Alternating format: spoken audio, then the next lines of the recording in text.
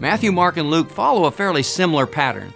In other words, they start with the birth of Jesus, his beginning of his ministry, his times of being tempted in the wilderness, his ministry in Galilee, announcing his mission, calling of the 12 disciples, a lot of preaching and teaching almost in sound bites.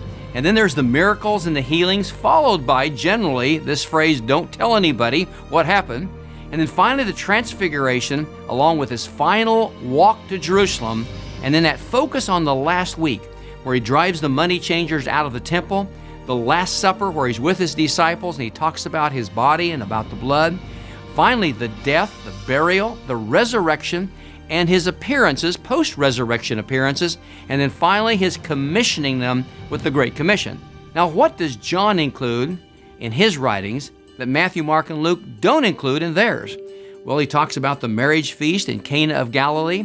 He has the story of Nicodemus, the incredible story of the woman at the well in Samaria, or the Samaritan woman, the raising of Lazarus, Jesus washing the disciples' feet, and the teaching on the Holy Spirit, specifically the Comforter as the Holy Spirit. In addition, John gives some glimpses into the personalities of some of the disciples. For example, John is the only place that Thomas speaks. Andrew becomes a very real personality, and the character of Philip, we learn a lot about him. Now, why is John different than Matthew, Mark, and Luke?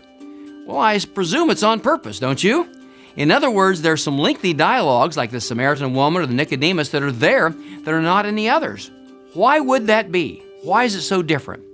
John is selecting key material from the life of Jesus because of what he says in John chapter 20, verse 31.